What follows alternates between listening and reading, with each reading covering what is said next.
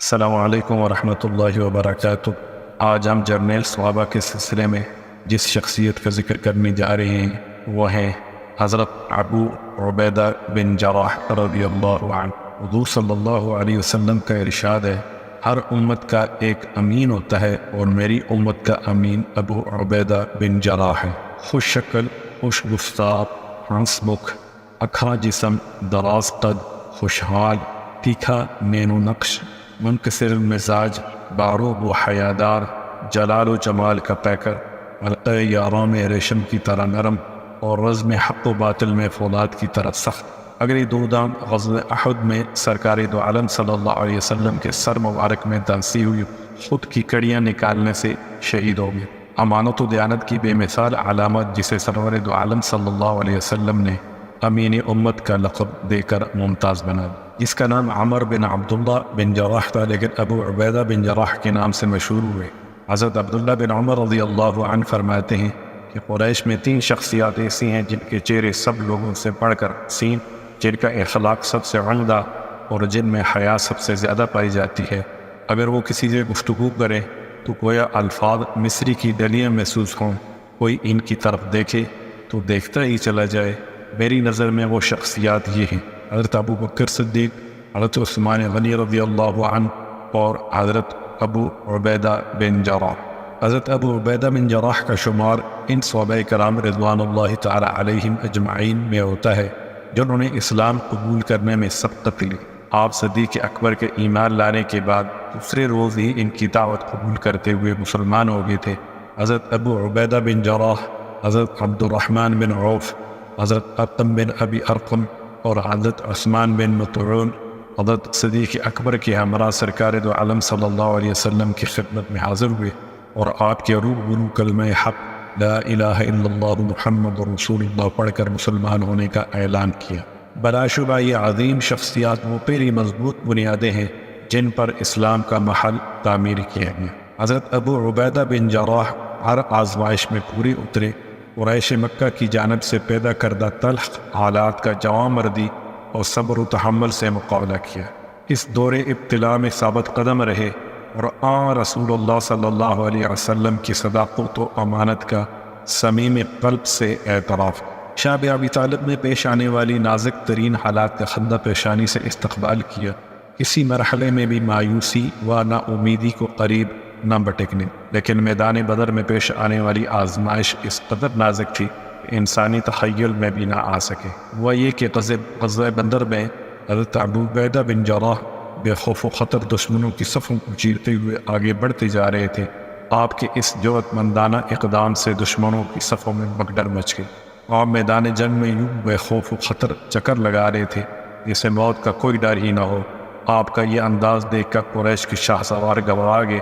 جو نہیں آپ کسی شاہ سوار کے سامنے آتے تو وہ گھبرا کر توڑا دے جاتا، لیکن ان میں ایک شخص ایسا تھا آپ کے سامنے اکڑ کر کھڑا ہو جاتا اور تلوار کا وار کرنے کی کوشش کرتا، لیکن پھر آپ پہلو ہی اختیار کر جاتے۔ وہ شخص آپ سے مقابلہ کرنے کے لیے بار بار سامنے آتا رہا، لیکن آپ مسلسل توڑا دیتے رہے۔ لڑائی کے دوران ایک مرحلہ ایسا آیا، اس شخص نے آپ کو گھیرے میں لے لیا۔ جب حضرت ابو عبیدہ بن جراح کے لیے تمام راستے بند ہو گئے، یہاں تک کہ وہ شخص آپ کے راستے میں ایسا حائل ہوا کہ آگے بڑھنے یا پہلو تہی اختیار کرنے کا کوئی چارہ باقی نہ رہا، تو آپ نے مجبور ہو کر اس کے سر پر تلوار کا ایسا زوردار وار کیا جس سے اس کی کھوپڑی کے 2 ٹکڑے ہو گئے اور وہ چشم و زن میں آپ کے قدموں میں ڈھیر ہو گئے۔ کیا آپ جانتے ہیں کہ قتل ہونے والا شخص کون تھا؟ بلا شبہ میدان بدر میں حضرت ابو عبیدہ بن جراح کو پیش آنے والی یہ آزمائش ایسی نازک تھی انسانی قوت ادراک میں بھی نہ آ سکے۔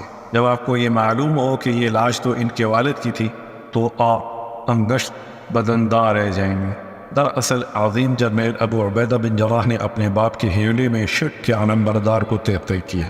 آپ نے یہ بے مثال کردار ادا کرتے ہوئے یہ واضح کر دیا کہ اللہ تعالیٰ اور اس کے دین کے مقابلے میں بڑے سے بڑا خاندانی رشتہ بھی ہے۔ اللہ کی محبت تمام تعلقات پر غالب ہے۔ دین اسلام کی سرفرازی و سربلندی ہر دم پیش نظر ہے۔ اس کے آگے اگر کوئی چیز بھی آ جائے تو اسے کاٹ کر رکھ دیا جائے گا، کوئی پہاڑ بھی عائل ہو تو اسے ٹھوکر سے 2 نیم کر دیا جائے گا، کوئی دریا آئے تو اس کے پانیوں کو چیرتے ہوئے موجوں سے اٹکلیاں کرتے ہوئے ساحل سے آشنائی حاصل کی جائے گی۔ عظیم جرنیل حضرت ابو عبیدہ بن جراح کی تلوار اپنے باپ کی گردن پر نہیں پڑی، بلکہ بائیں صورت کفر و شرک کی گردن کو کاٹا گیا، اور آپ کا یہ کارنامہ اللہ سبحانہ و تعالیٰ کو اس قدر پسند آیا کہ آپ کی شان میں آسمان سے قرآن نازل ہوا تاکہ یہ حیرت انگیز تذکرہ قیامت تک محفوظ رہ جائے۔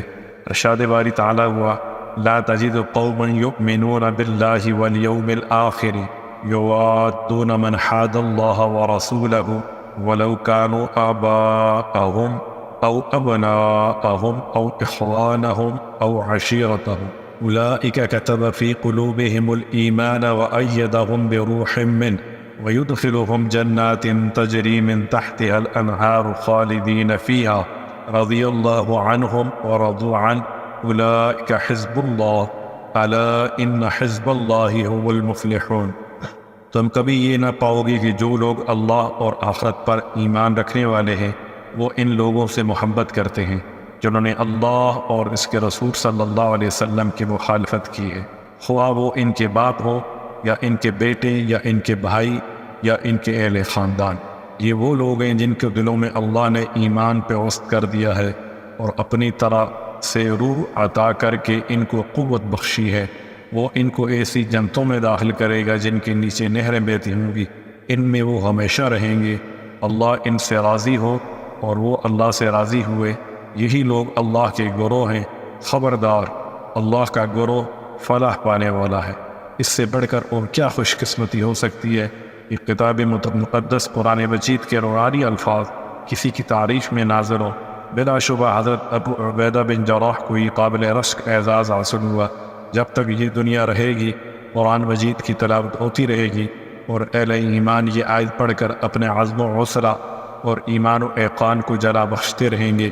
میدان احد میں لڑائی اپنے عروج پر تھی، تلواروں کی جنکار سے کان پڑی آواز سنائی نہ دے رہی تھی، چیخوں پکار ایسی کہ رونگٹے کھڑے ہو رہے تھے۔ دونوں طرف سے زوردار مقابلہ تھا۔ دوران جنگ ایک مرحلہ ایسا بھی آیا کہ حضرت ابو عبیدہ بن جراح دشمن کے گھیرے میں آ گئے۔ قریب تھا کہ چاروں طرف سے یک بارگی حملہ آپ کے لیے جان لیوا ثابت ہو، لیکن آپ کی عقابی نگاہیں اپنے دشمن کو دیکھ رہی تھی۔ آپ نے یہ جذبہ جہاد سے سرشار ہو کر چاروں طرف قریب کھڑے دشمن کو للکارا۔ دشمن کے اس خطرناک حصار کو توڑتے ہوئے رسول مکرم صلی اللہ علیہ وسلم کی طرف لپکے، جو زخمی حالت میں پڑے اپنے دست مبارک سے اپنے جسم کے بہنے والے خون صاف کر رہے تھے اور درد بھرے انداز میں یہ فرما رہے تھے، وہ ان کیسے فلاح پائے گی جس نے اپنے نبی کا چہرہ خود خون آلود کر دیا، حالانکہ وہ انہیں ان کے اپنے رب کی طرف بلاتا ہے۔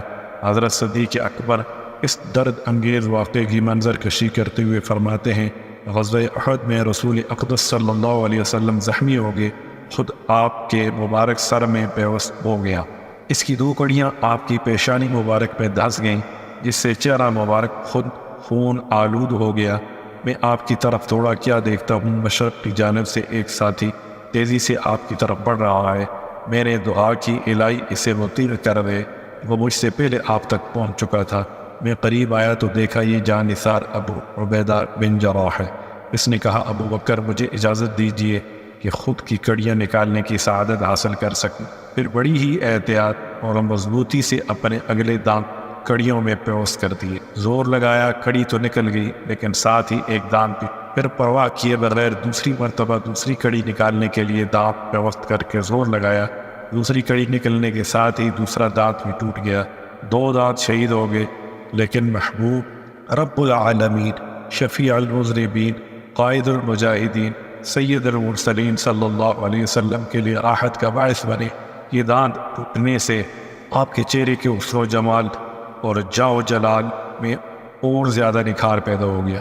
چونکہ یہ دانت خدمت رسول اللہ صلی اللہ علیہ وسلم میں ٹوٹے تھے، لہذا تمام صحابہ کرام رضوان اللہ تعالی علیہم اجمعین میں انہیں رشک بری نظروں سے دیکھا جاتا تھا۔ وہاں تو کسی کی قدر و قیمت جانچنے کے پیمانہ ہی یہی تھا کہ کون کتنا رسول اقدس صلی اللہ علیہ وسلم کا فدائی ہے۔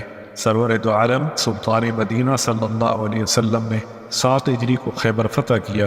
دوسرے جانصاروں کے ہمراہ عظیم جرنیل حضرت ابو عبیدہ بن جراح بھی تھے، جنہوں نے غزوہ خیبر میں جرأت و شجاعت کی مثال میں اس تاریخی معرکہ میں کامیابی حاصل کرنے کے بعد رسول معظم صلی اللہ علیہ وسلم نے جلیل القدر صحابی حضرت عمرو بن عاص کی قیادت میں لشکر اسلام کو قبیلہ قواع کی سرکوبی کے لیے وادی ذات القرا میں سلاسل کے مقام کی طرف روانہ کیا۔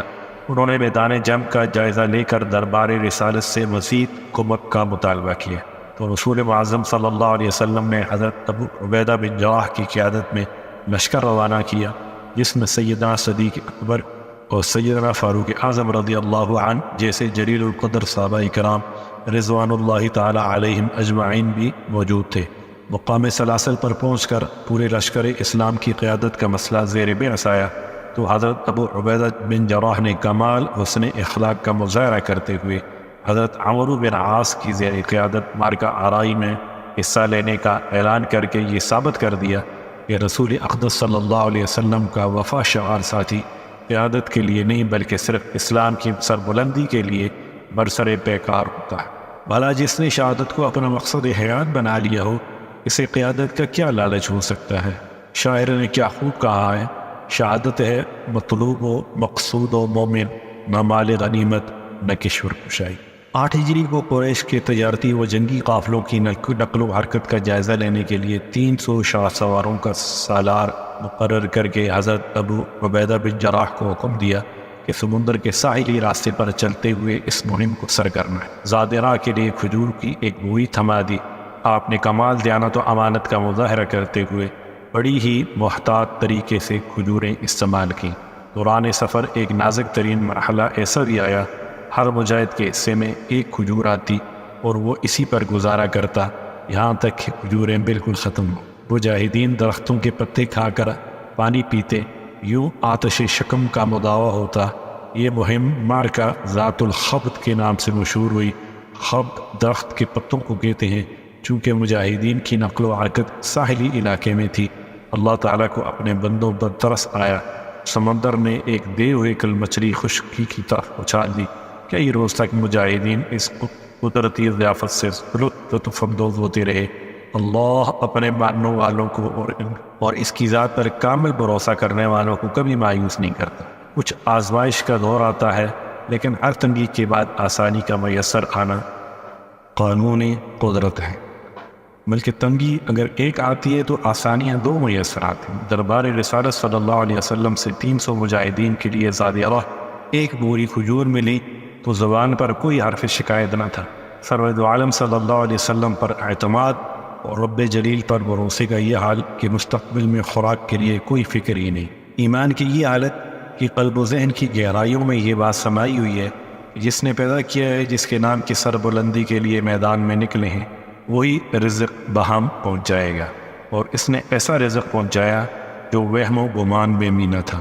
شاہ امم سلطان مدینہ صلی اللہ علیہ وسلم کو اپنے جان نثار ساتھی حضرت ابو عبیدہ بن جراح سے بہت پیار تھا۔ بیشتر مواقع پر آپ اسے دوسروں پر ترجیح دیتے تھے۔ 9 ہجری کو یمن سے وفد نجران دربار رسالت میں حاضر ہوا۔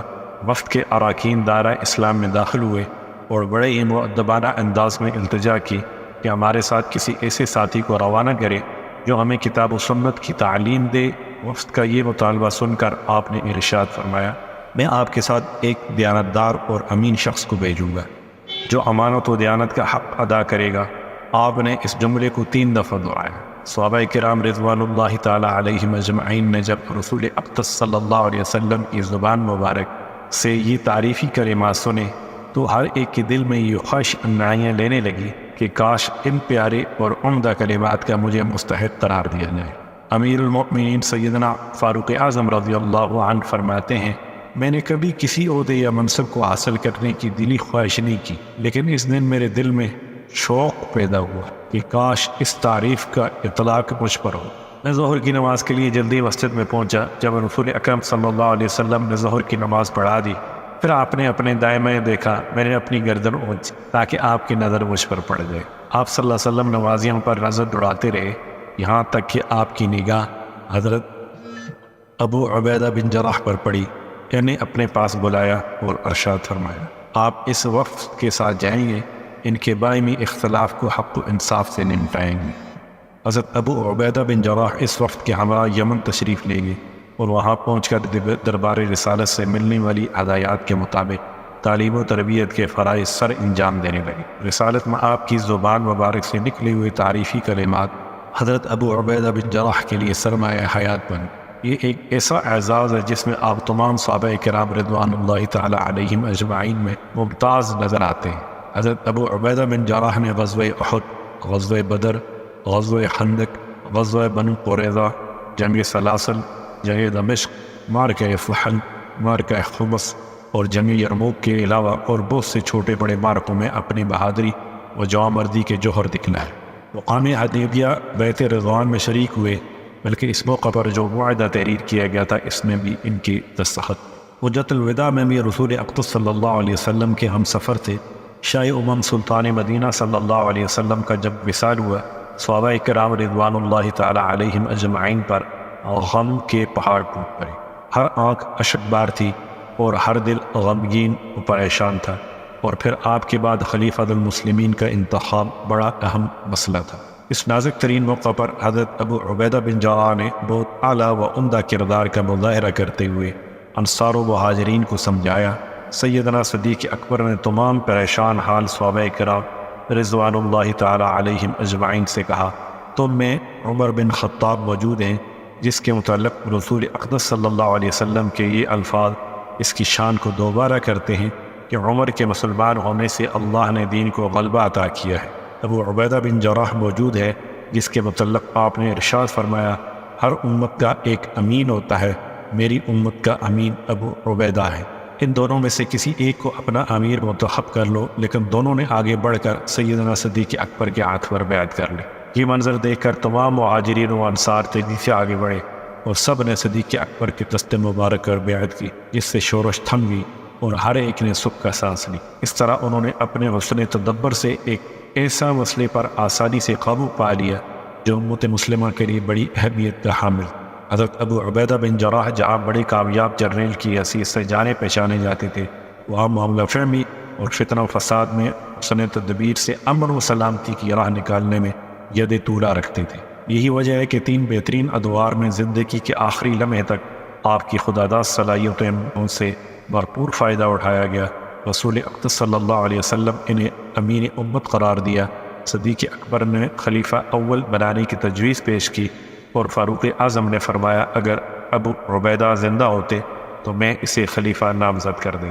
سرزمین شام کا مشہور و معروف مرکزی شہر حمص فتح کرنے کے بعد عظیم جرنیل حضرت ابو عبیدہ بن جراح لشکر اسلام کی قیادت کرتے ہوئے آگے بڑھے۔ حضرت عبادہ بن صامت کو حمص کا نگران مقرر کیا۔ راستے میں آنے والی تمام آبادیاں سرنگو ہوتی چلی گئیں۔ لاذقیہ ایک مضبوط قلعہ نما شہر تھا، اس کا محاصرہ کر لیا گیا، لیکن اسے فتح کرنا آسان دکھائی نہ دی۔ یہاں عظیم مدبر جرنیل حضرت ابو عبیدہ بن جراح نے ایک نئی تدبیر اختیار کر کے اپنے اور بیگانوں کو مرتع حیرت میں ڈال دیا۔ آپ نے مجاہدین کو حکم دیا کہ شہر کے قریبی میدانی علاقے میں غاریں کھودیں۔ جب بہت سی غاریں تیار ہو گئیں تو لشکر اسلام کو حکم دیا محاصرہ ختم کر دو۔ حمص کا محاصرہ ختم کر کے کوچ کیا تو شہر میں خوشی کی لہر دوڑ گئی۔ سبھی نے یہ سمجھا کہ مصیبت ٹل گئی۔ جب لشکر آنکھوں سے اوجھل ہوا تو تمام لوگ شہر سے باہر آ گئے۔ دن بھر شہر میں چہل قدمی اور چہل پہل رہی، تمام دروازے کھلے رہے، لوگ آزادی سے شہر کے اندر باہر آتے جاتے رہے۔ شام ہوتے ہی دروازے بند کر دیے گئے، رات کی تاریکی چھا گئی۔ سپہ سالار نے حکم دیا رات کی تاریکی کا فائدہ اٹھاتے ہوئے تمام مجاہدین شہر کے قریب کھودی گئی غاروں میں چھپ جائیں۔ ایسا ہی کیا گیا۔ جب دوسرے روز معمول کے مطابق شہر کے دروازے کھول دیے گئے، لوگ آزادانہ باہر آنے جانے لگے، تو اس موقع سے فائدہ اٹھاتے ہوئے تمام مجاہدین اچانک غاروں سے نکل کر شہر میں داخل ہو گئے۔ یوں بڑی ہی آسانی سے لاذقیہ شہر کو فتح کر لیا گیا۔ معاذ جنگ میں غاروں کی کھدائی آج کے جدید دور میں بھی مورچہ بندی کے لیے نہایت مفید تصور کی جاتی ہے۔ اس کا آغاز عظیم جرنیل حضرت ابو عبیدہ بن جراح نے۔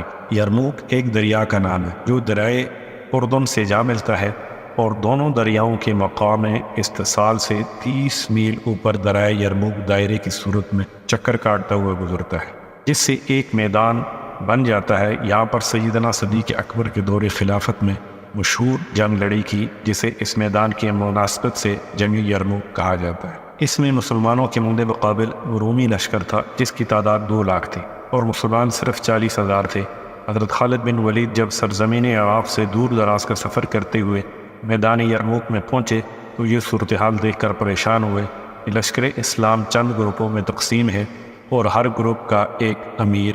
حضرت ابو عبیدہ بن جراح کے ماتحت ایک لشکر ہے، حضرت یزید بن ابی سفیان دوسری لشکر کے امیر ہیں، حضرت شرجیل بن حسنہ تیسری لشکر کے اور عمرو بن عاص چوتھے لشکر کے۔ حضرت خالد بن ولید نے سب کو جمع کر کے درد بھرے انداز میں خطاب کرتے ہوئے فرمایا، دشمن بڑی تیاری سے میدان میں اترا ہے، وہ تعداد میں کئی گنا ہم سے زیادہ ہے۔ اگر ہم ایسے ہی مختلف گروپوں میں تقسیم ہو کر لڑے قطعاً کامیاب نہیں ہو سکے۔ میری رائے میں یہ ہے کہ ہم ہر دن کے لیے ایک امیر کے ماتحت لڑنے پر اتفاق کر لیں تو لشکر اسلام مکمل اتحاد و یگانت کا مظاہرہ کرتے ہوئے کامیابی کی طرف تیزی سے بڑھ سکتا ہے۔ آج کے دن کی امارت مجھے سپرد کر دی جائے اور اسی طرح یکے بعد دیگرے ابو عبیدہ بن جراح، یزید بن ابی سفیان، شرجیل بن حسنہ اور عمرو بن عاص باری باری پورے لشکر کی امارت کے فرائض سر انجام۔ یہ تجویز سن کر پورے لشکر نے خوشی اور اطمینان کا اظہار کیا۔ پہلے دن کی امارت حضرت خالد بن ولید کے سپرد کر دی گئی۔ انہوں نے لشکر اسلام کو اپنی جنگی تجربات کی روشنی میں ترتیب دیا۔ دونوں فوجیں آمنے سامنے آئیں، گھمسان کا رن پڑا۔ 1 لاکھ سے زائد رومی میدان جنگ میں پہلے ہی روز مارے۔ میدان میں تلواریں کھڑکھڑا رہی تھیں، ہر طرف چیخوں پکار کی صدائیں بلند ہو رہی تھیں۔ مسلمان اور رومی لشکر کے صفایا میں مصروف تھے۔ لشکر اسلام حضرت خالد بن ولید کی قیادت میں آگے بڑھ رہا تھا کہ عین ایسے نازک ترین موقع پر دارالخلافہ مدینہ منورہ سے قاصد ایک پیغام لے کر میدان جنگ میں پہنچا اور اس نے تحریری پیغام حضرت ابو عبیدہ بن جراح کے سپرد کیا۔ انہوں نے چپکے سے اسے اپنے جیب میں ڈالا اور کسی کو اس کی خبر نہ ہونے دی۔ جب فتح و نصرت نے لشکر اسلام کی قدم بوسی کی، عظیم جرنیل حضرت خالد بن ولید فاتح کی حیثیت سے میدان میں کھڑے تھے تو انہوں نے ابو عبیدہ بن جراح امیر المؤمنین کا پیغام لے کر آگے بڑھے۔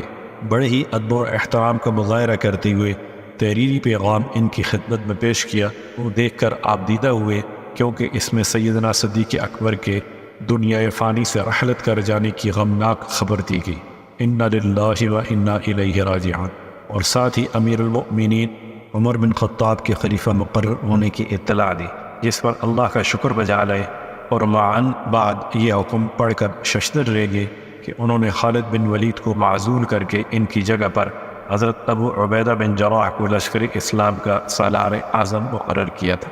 حضرت خالد بن ولید نے امیر المؤمنین کے حکم کی تعمیل کرتے ہوئے حضرت ابو عبیدہ بن جراح کی قیادت میں ایک سپاہی کی حیثیت سے دشمن سے لڑنے کے لیے برغبہ و رغبت آمادگی کا اظہار کر دیا اور ساتھ ہی فرمایا، ابو عبیدہ اللہ آپ پر رحمت نشاور کرے، جس وقت یہ خط آپ کو ملا تھا آپ نے اسی وقت مجھے کیوں نہ بتایا؟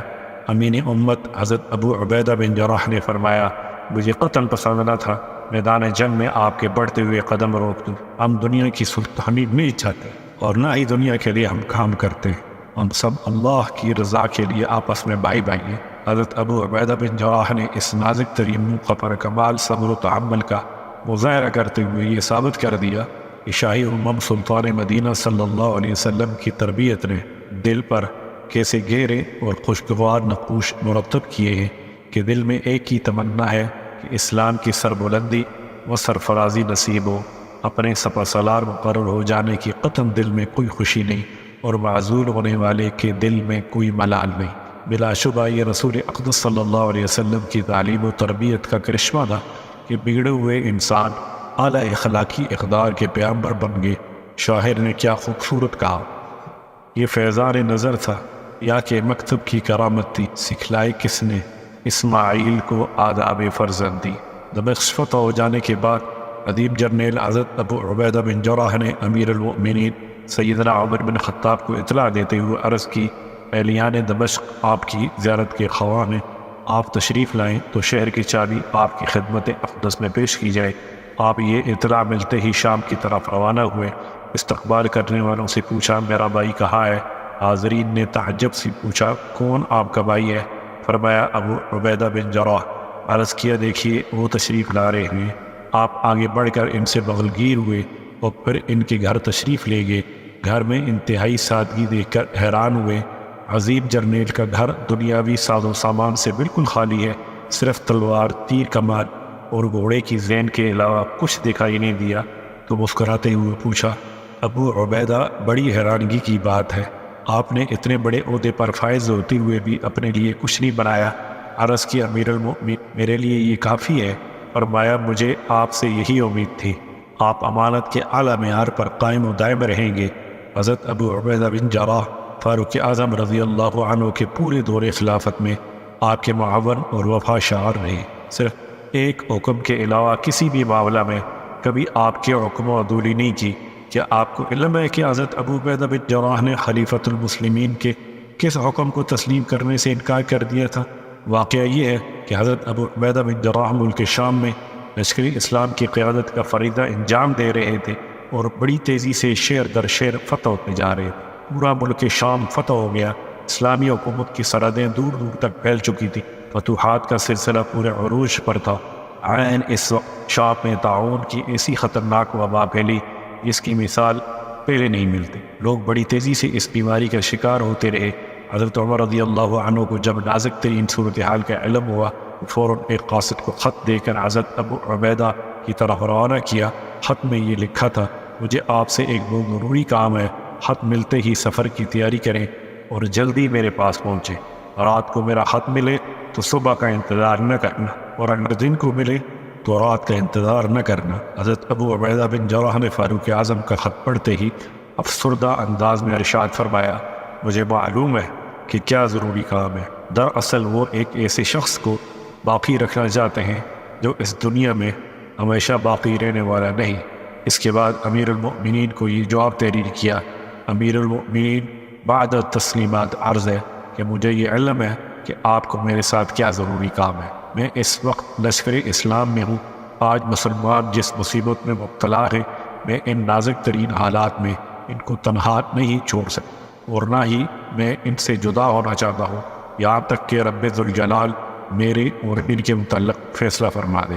مجھے آپ اس سلسلہ میں معذور سمجھتے ہوئے ان مجاہدین اسلام میں ہی رہنے کی اجازت مرحمت فرمائیں۔ والسلام۔ جب یہ خط امیر المؤمنین فاروق اعظم کے پاس پہنچا، اسے پڑھ کر آپ کی آنکھوں سے بے اختیار آنسو جاری ہو گئے۔ پاس بیٹھے ہوئے ساتھیوں نے حیران آ کر پوچھا، کیا کوئی غمناک خبر ہے؟ کیا لشکر اسلام کے سپہ سالار ابو عبیدہ بن جراح فوت ہو گئے ہیں؟ فرمایا نہیں، لیکن موت اب ان کے بہت قریب پہنچ چکی ہے۔